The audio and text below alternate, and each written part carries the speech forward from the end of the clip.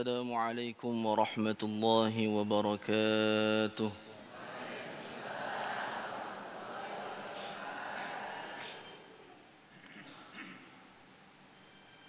أعوذ بالله من الشيطان الرجيم.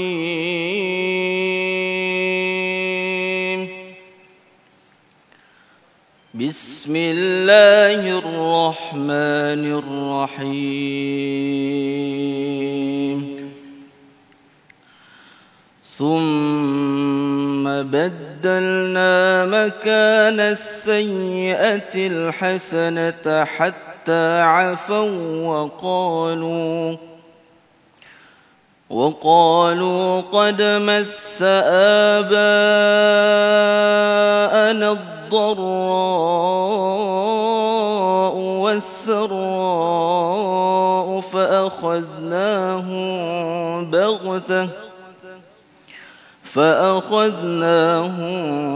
بغتة وهم لا يشعرون.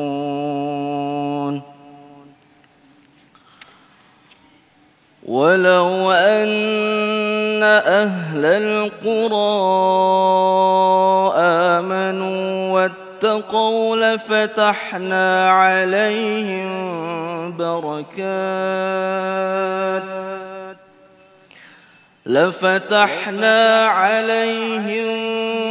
بركات من السماء والأرض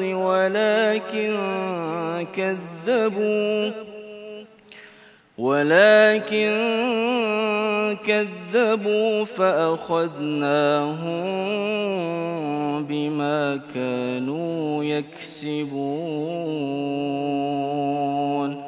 صدق الله العظيم. والسلام عليكم ورحمة الله وبركاته. Bismillahirrahmanirrahim. Assalamualaikum warahmatullahi wabarakatuh. Alhamdulillahirabbil alamin. Pemirsa, kita berjumpa kembali dalam Majelis Ilmu Damai Indonesiaku. Hari ini saya senang sekali rasanya Amel Sani dapat kembali menyapa Anda pada hari ini. Dan hari ini Damai Indonesiaku bersiaran secara langsung dari Masjid Ar-Rahmah, Jalan Pahlawan, Rempoa, Ciputat, Tangerang Selatan. Pemirsa yang dirahmati Allah Subhanahu wa Ta'ala, tentu setiap dari kita menginginkan keberkahan di dalam hidup ini di dunia. Dan tentu kita juga menginginkan ridho dari Allah Subhanahu wa Ta'ala. Lantas bagaimana cara kita dapat meraih keberkahan dalam hidup? Hari ini kita akan membahasnya dalam tema kunci keberkahan hidup. Tentu sudah bersama juga dengan sahabat saya Mas Sofyan yang sudah membersamai dengan guru-guru kita pada hari ini. Silakan Mas Sofyan. Baik, terima kasih Amel Sani. Assalamualaikum warahmatullahi wabarakatuh. Alhamdulillahirabbil alamin, hamdan katsiran thayyiban mubarakan fih. Asyhadu an la ilaha illallah wa asyhadu anna Muhammadar Rasulullah. Segala puji bagi Allah, kita kembali dipertemukan dalam Majelis Ilmu Damai Indonesiaku. Siang hari ini pemirsa, kita sudah bersama guru-guru kita yang nanti akan berbicara mengenai kunci keberkahan hidup. Seperti apakah kunci keberkahan hidup tersebut? Banyak sekali kita menjumpai orang dengan materi yang sangat berlimpah, rumah mewah, mobil mewah, namun di dalam hidupnya penuh dengan kegundahan dan kegelisahan. Apakah ini tanda-tanda sebagai hidup yang kurang berkah? Nah, siang hari ini pemirsa, kita akan mengkaji bersama-sama tentang kunci keberkahan hidup. Yang sudah hadir di tengah-tengah kita, Adik Ki Haji Tata Sukayat, kemudian juga Ustadz Ahmad Khan, dan juga Ustazah Rima. Di segmen satu ini pemirsa, kita akan mendengarkan tausiah dari Ustadz Ahmad Khan mengenai hidup berkah dalam Islam. Pemirsa, inilah Damai Indonesiaku yang dipersembahkan oleh Sarung Wadimor, tentu sarung kita. Selamat mengikuti. Assalamualaikum warahmatullahi wabarakatuh.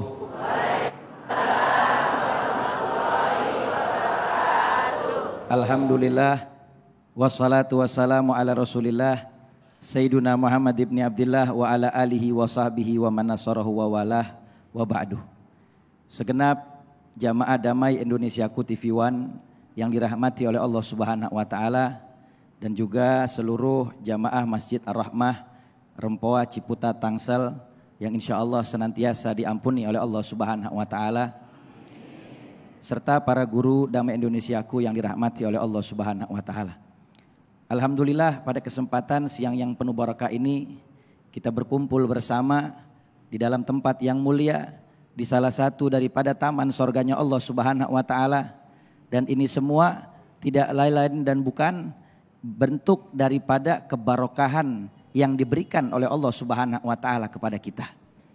Bicara masalah barokah, barokah itu ulama mendefinisikan seperti Al-Imam Nawawi mengatakan bahwasanya barokah itu adalah ziyadatul khair, bertambahnya kebaikan.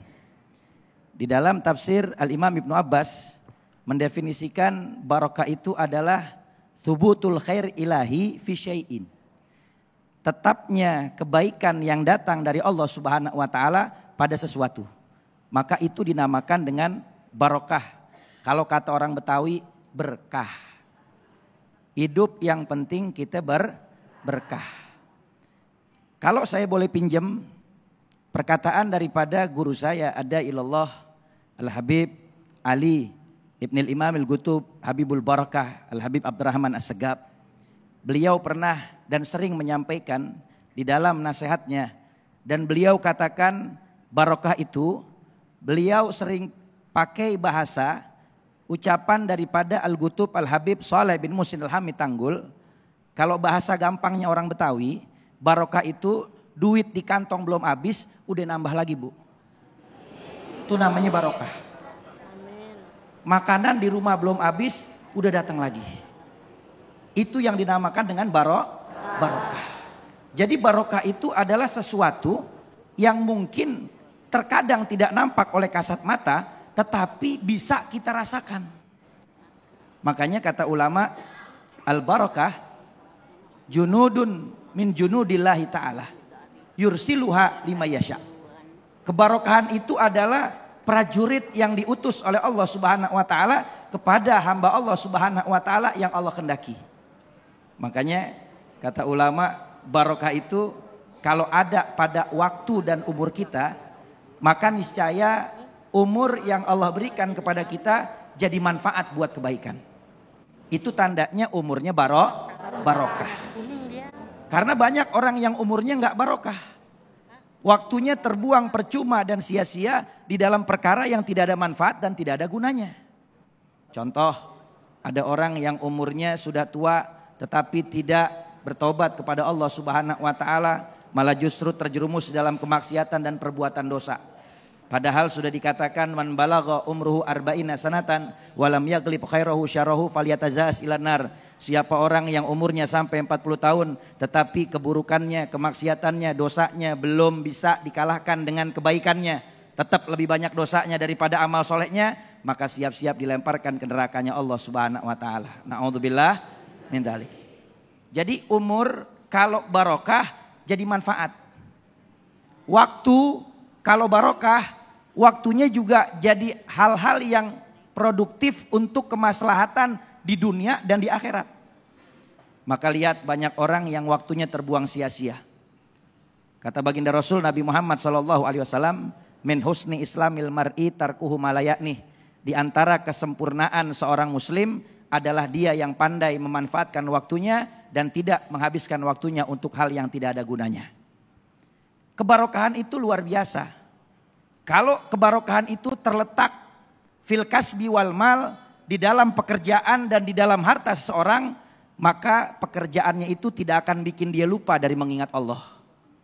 Ada orang ngojek, pas azan maghrib mampir ke masjid. Lempengan mau sholat dicolek dari belakang. Bang, anterin bentaran. Kemana? Sono daerah Bintaro. Kalau tuh orang berkah dia punya pekerjaannya, maka niscaya dia akan katakan, tungguin bang saya sholat dulu. Kalau abang mau kelar sholat saya anterin, kalau enggak cari yang lain. Tapi kalau dia punya pekerjaannya kurang kebarokahan dari Allah Subhanahu wa taala, maka dia akan bikin tuh pekerjaan jadi lupa untuk mengingat Allah Subhanahu wa taala. Akhirnya dia anterin, lumayan ditambahin 2 kali lipat bayarnya. Dia pikir bakal dapat waktu maghrib, ternyata di jalan macet. Akhirnya maghribnya enggak dapat, bikin dia lupa dari mengingat Allah. Begitu juga kebarokahan itu kalau ada pada harta, maka harta itu akan digunakan untuk kebaikan, akan dimanfaatkan untuk ibadah. Sehingga hartanya itu jadi manfaat, bukan malah mubadzir dan terbuang ke sana sini. Apalagi sampai dibelanjakan kepada hal yang diharamkan oleh Allah Subhanahu wa taala. Kebarokahan juga kata ulama, apabila ada pada istri, pada suami, pada pasangan, pada keluarga, anak-anak kita, maka mereka semua akan bikin kita jadi ingat sama Allah Subhanahu wa taala. Bukan malah bikin kita lupa dan lalai dari mengingat Allah. Tapi kan kebanyakannya zaman sekarang kadang-kadang ada orang kagak sholat ditanya kenapa, lagi ngajak main anak. Kan ngajak main anak kan ibadah, Allah juga maha tahu. Kadang-kadang ada yang suami ditanya kenapa ninggalin sholat, kan saya lagi cari nafkah kan kewajiban buat keluarga, Allah juga maha tahu. Hati-hati. Thalabul halal faridatun ba'dal faridah. Mencari rezeki yang halal adalah kewajiban setelah menjalankan kewajiban sholat. Mencari rezeki yang halal kewajiban setelah kewajiban menuntut ilmu. Jadi gak ada alasan buat ninggalin sholat gara-gara cari nafkah. Gak ada alasan buat ninggalin ngaji gara-gara cari nafkah. Maka kebarokahan kalau ada pada pekerjaan dan harta, maka niscaya pekerjaannya tidak akan membuat dia lalai. Dan hartanya akan selalu mendekatkan dia kepada Allah Subhanahu wa taala. Begitu juga kalau kebarokahan ada pada keluarga, pada pasangan, pada anak-anak, maka niscaya keluarganya akan selalu senantiasa membawa kepada ridha Allah dan Rasulnya Nabi Muhammad SAW. Begitu juga dengan ilmu. Ilmu kalau barokah, maka ilmunya itu akan mudah dipahami dan mudah untuk diamalkan dalam kehidupan sehari-hari. Makanya ada dialog antara Al-Imam Ibrahim bin Adham dengan salah seorang kafir zindik yang gak percaya kalau barokah itu ada. Kata kafir zindik ini, dia bilang barokah itu mitos doang, gak ada tuh yang namanya barokah. Maka Al-Imam Ibrahim bin Adham, beliau tanya sama orang zindik itu. Orang zindik itu kata ulama adalah orang yang menampakkan keislamannya tapi menyembunyikan kekafirannya. Itu menurut pendapat Al-Imam Syafi'i, Imam Malik, Imam Ahmad bin Hanbal. Itu orang zindik. Nah, orang zindik ini dia gak percaya dengan barokah. Kata Imam Ibrahim bin Adham, dia katakan kalau kamu tidak percaya dengan barokah, coba kamu lihat di buminya Allah Subhanahu wa taala ini lebih banyak mana populasi anjing dengan kambing? Populasi anjing dengan kambing. Lalu dia berpikir dan dia jawab, saya perhatikan kayaknya lebih banyak kambing daripada anjing. Lalu kemudian dia tanya, kalau menurut kamu di antara dua itu kambing dan anjing, mana yang mereka itu menghasilkan reproduksi yang lebih banyak? Kata orang zindik ini, dia bilang kalau anjing itu sekali melahirkan bisa sampai 7 anak anjing. Kalau kambing hanya bisa sampai 3 anak saja. Berarti harusnya lebih banyak anjing. Tapi kenapa kok lebih banyak kambing? Padahal kambing itu disembelih buat hajatan, buat kondangan, buat resepsi, buat Idul Adha, buat akekah, sunatan, apalagi Bu, selamatan rumah, apalagi? Ya, buat dagang, macam-macam. Ya, tapi kok kelihatannya justru malah semakin banyak dan bertambah. Lalu kemudian kata Imam Ibn Adham, itulah yang dinamakan dengan barokah. Lalu orang zindik ini bingung.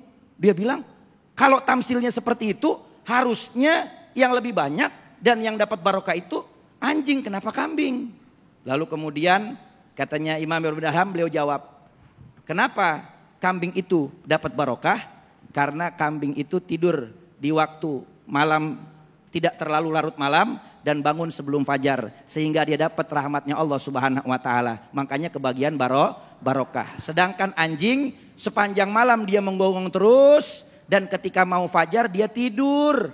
Akhirnya waktu turun rahmat dia gak kebagian rahmat, makanya gak dapat barokah. Itu yang namanya barokah. Duit di kantong belum habis, udah datang lagi. Assalamualaikum. Waalaikumsalam warahmatullahi wabarakatuh. Masya Allah, luar biasa sekali penjelasan dari guru kita Ustadz Ahmad Khan. Bagaimana hidup yang berkah itu tidak selalu identik dengan apa yang berkaitan dengan jumlah materi yang banyak. Namun selalu menghadirkan kebermanfaatan baik dalam diri sendiri maupun bagi orang lain. Lalu seperti apakah tanda-tanda kehidupan yang berkah itu? Insya Allah di segmen kedua nanti Ustaz Zarim akan menjelaskan kepada kita semuanya. Tetaplah di Damai Indonesiaku, sesaat lagi kami akan kembali.